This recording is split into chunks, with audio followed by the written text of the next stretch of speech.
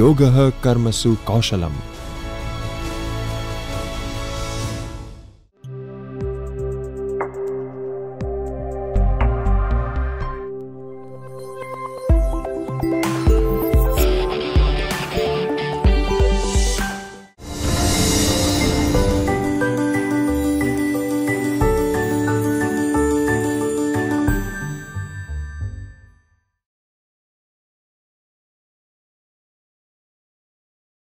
In part 3, we will be discussing the impact of interactionist theory of SLA. Second language acquisition research reveals that L2 learners encounter the second language in a variety of situations.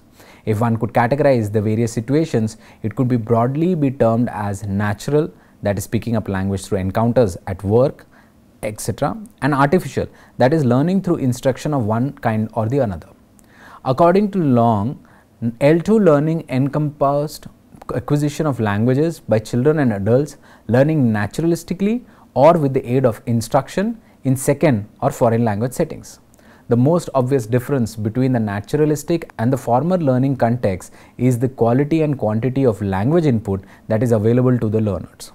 Learning L2 is naturalistic settings are likely to be influenced by many variables such as topic of conversation, age of participants, children, adolescents or adults, and also proficiency of learners. The language thus acquired is not static or having a fixed set of features, but dynamic and ever changing according to the situations it is put to use. This also means that language acquired has both formal and functional characteristics, which Long called input and interactional respectively. Thus, L2 acquired in naturalistic setting resembles Mother S, yet there are notable differences between the two in regards to the input and the interactional features. Freed observed that distribution of language functions was not the same. Mother S displayed a high proportion of questions and instructions whose main functional intent was to direct the child's behavior, while the language acquired in naturalistic settings had a higher proportion of statements whose intention was mainly to exchange information. Ellis summarizes 9 differences between L1 and L2 acquisition.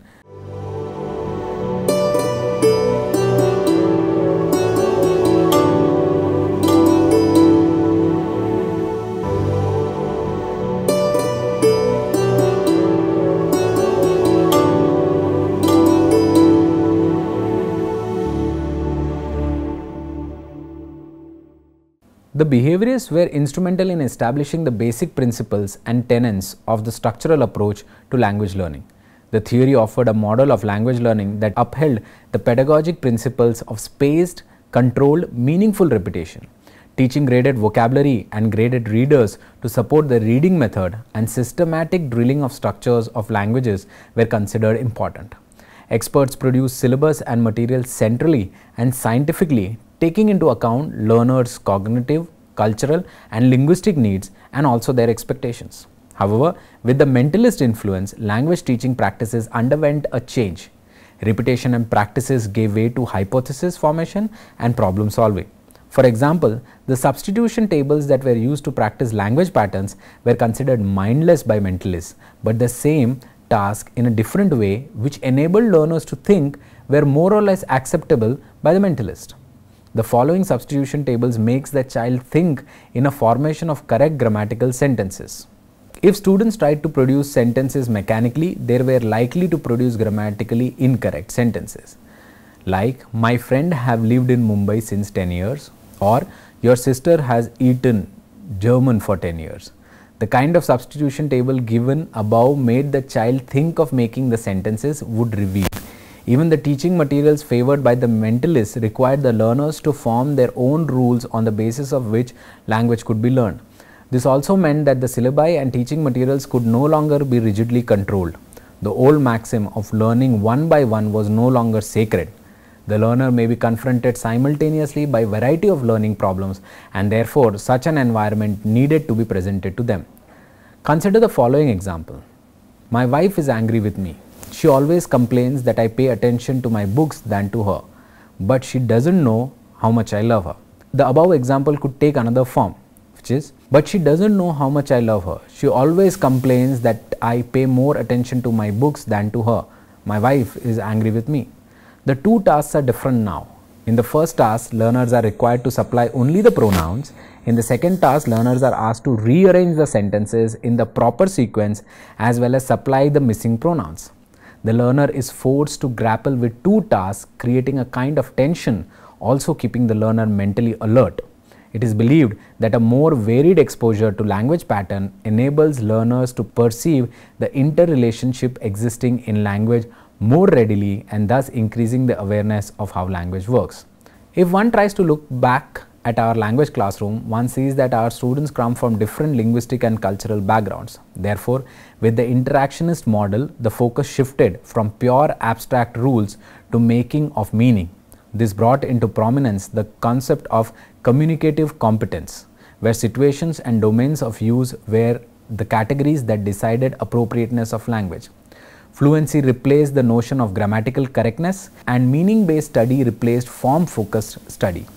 In the classroom, the focus was on teaching communicative competence along with linguistic competence, adopting analytical and not synthetic approach to language learning, teaching processes as well as their forms, learning by doing, considering mistakes as examples of creativity. The view gave rise to the CLT, or the communicative language teaching paradigm. In certain places in Indian schools still follow the structural method of teaching, resulting in learners knowing the rules of the language and not knowing its issues. Coming to the factors affecting L2 acquisition, the emphasis of theory and praxis in second language learning in the late 19th century and the greater half of the 20th century was mainly on the behaviorist ideas of association between stimulus and response. It viewed the mind as a tabula rasa, a blank slate, and considered language learning as a mechanical process and habit formation. Noam Chomsky challenged this view of B.F. Skinner in 1959. According to him, behaviorism simplified the learning process and underestimated the role of creativity of the human mind. According to him, the child has a remarkable capacity to generalize, hypothesize, and process information in a variety of very special and highly complex ways, which may be largely innate or may develop through some sort of learning and through maturation of nervous system. This shift had a tremendous impact on the research in both first language and second language learning. The learner rather than the teacher or the materials became the focus of the study. The learner began to be viewed as an active participant in the process of learning. In teaching, more and more emphasis began to be given to those exercises in which would help learners to reason, induce, and internalize the rules that govern the target language. Another important consequence of this was that the output of learner began to be considered independent of the learner's first or second language. It started being considered as an approximate system. Some researchers were also of the view that there were some other factors that were responsible for second language learning. Those factors are age. Many psychologists believe that there is a critical period in the child when they learn the languages at the best. The reason given was the flexibility of the brain, and that in adults, their abstract mode of thinking interfered with their language of learning process. Adults also did not have the same peer pressure, and they were less willing to give up well-established social identity. Seliger was of the view that language learning abilities were not lost totally. In fact, they were reduced. However, there were some researchers who were of the view that the adult learners are better learners than children because they have a purpose to learn the language. The next aspect was the sex. Several studies of first and second language studies have shown that girls are better learners than boys. Trudgill was of the opinion that women are socially and economically insecure and therefore they might compensate for it linguistically.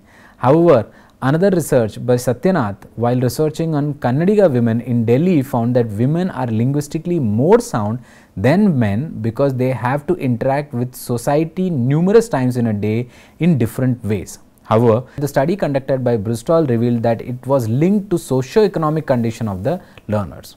Next is intelligence. This component is usually understood as the ability of the learner to understand, comprehend, think, take decisions in any learning situations as compared to other learners. This is not a static component in learners, but variable across all learners, even given the fact that other factors being equal. There are many standardized tests to measure the intelligent quotient of learners. Studies have been conducted to measure the positive or negative effect of intelligence on learning language, which also depends on the extent whether learners have an aptitude to learn languages, which refers to their ability to infer grammar rules, recognize sound patterns with which how easily the learner can learn a language. The next is cognition. Every learner has an independent cognitive style of learning a language. The learners could be categorized into different types of cognitive styles: field independence and field dependence. Though a psychological concept, these two terms can be used in the context of language learning.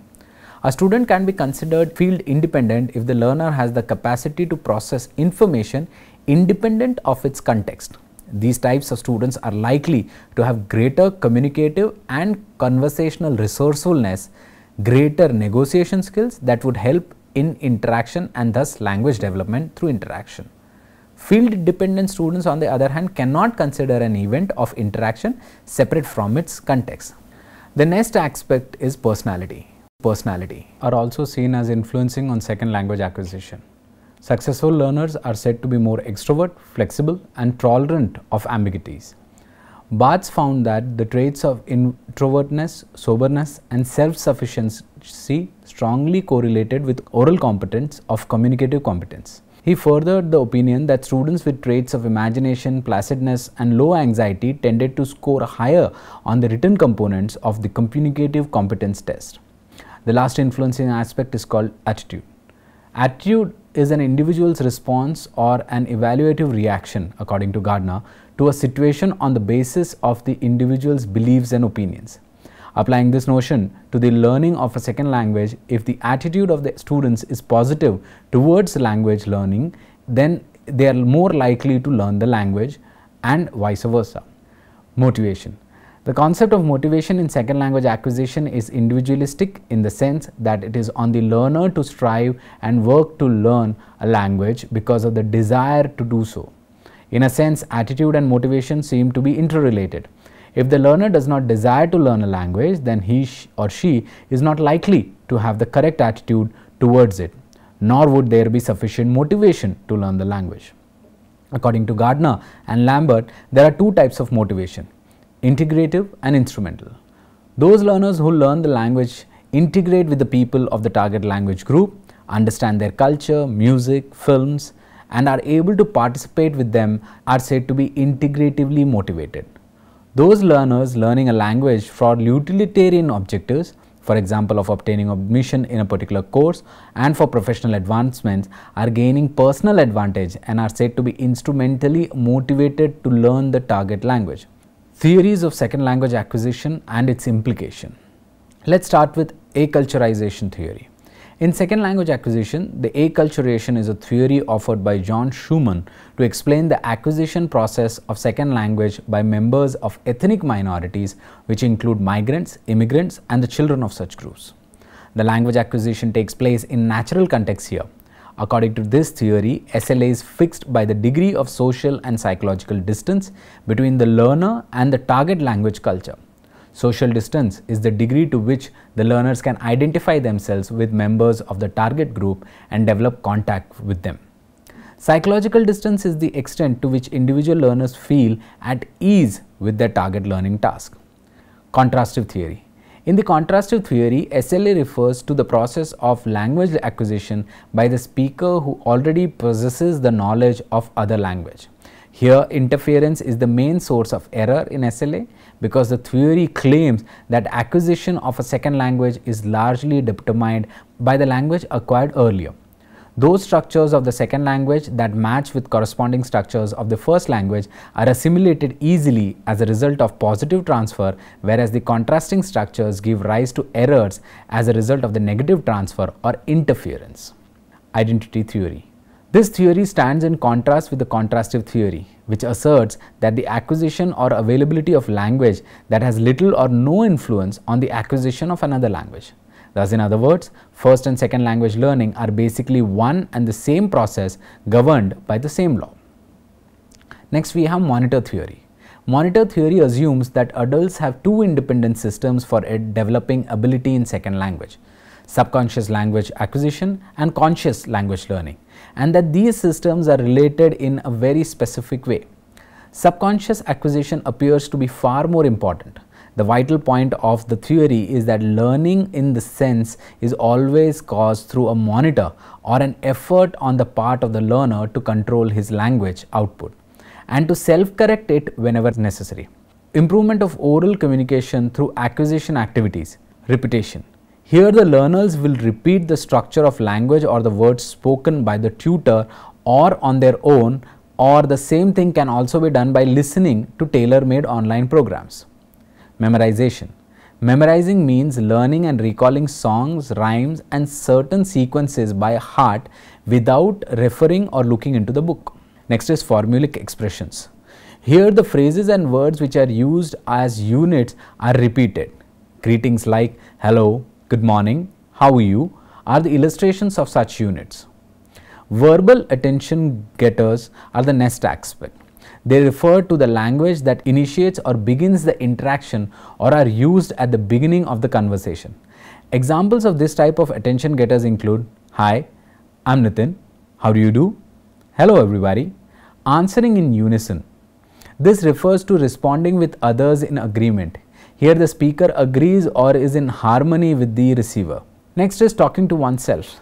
This task refers to self-talk or monologue where there is only one person involved in communication. The person himself talks and gives answers here. It can also be a kind of self-practice or self-introduction or a long monologue with the self. Next we have elaboration. This means giving or providing information beyond what is required. It is long and descriptive. Elaboration can be related to the given ideas, example time and tide waits for none, a stitch in time saves 9, or an elaboration of the given outline of a storyline. Next we have anticipatory answers. Many a times the knowledge or thinking speed of the listener is greater than that of the speaker, so he completes the sentence or phrase before the speaker completes. This may happen very rarely in case of SLA, as the listeners are basically learners and not well versed. Next is monitoring. Here the mistakes, pauses or errors are addressed and dealt by one's own self. There is no person to correct the learner. This can be done by recording, listening, improving and again re-recording. It is a self-correcting and self-assessing of our own errors. Next we can have appeal for assistance. Many times we need help and assistance from others, and at that point of time we appeal for help or make a request to someone for something. This can be inculcated in small dialogue or conversations of requests by giving them topics like asking for help at the bank or the post office or at the office. Request for clarification. We may need further explanations, clarifications and more understanding about certain topics as they cannot be understood at the first attempt due to unclear voice or unclear assumptions. In such cases, further repetition or clarification is required by the listener to the speaker. Example, please repeat. Sorry, I couldn't get you at the first go. Next we can have role play. In role playing, the speaker assumes various roles and speaks according to the assumed role. Roles can be assumed from professional life, dramatical characters, film stars, national leaders, etc. The next is reading of newspapers and answering questions. Newspapers are cheap and a rich resource of language acquisition. Depending upon the level of the learner, the task from newspapers can be decided. Example, reading of the headlines, reading the passage and understanding, reading the advertisements and making punchlines. Next is mock interview. This technique can be used for college level students who seek placements in near future and cannot face the interview due to language barrier. Here the teacher will be the interviewer and ask various questions and write comments on each aspect for further improvement. This will remove the fear of interview. Talking about directions. Locating places and directions is a speaking language activity where the route map about place is given to the learner, and further the learner, by looking at the map, talks about important places and locates the destination by using words like eastward, north, to the left, to the right, or keep going straight ahead. Interpretation of graphs and pictures. Graphs, pie charts can be shown to the learners and they can interpret and analyze them in their own way. Different pictures can also be provided. Based on these pictures, one can create stories, compare two stories, develop themes from pictures, and many more tasks can be given. Next, we can try self-introduction. Introduction is the most important part of one's personality, but unfortunately, many of the students fail to introduce themselves appropriately. Description. Description of persons, places and processes can be done here. Acquisition activities must be functional and communicative so that it is helpful in real life situation.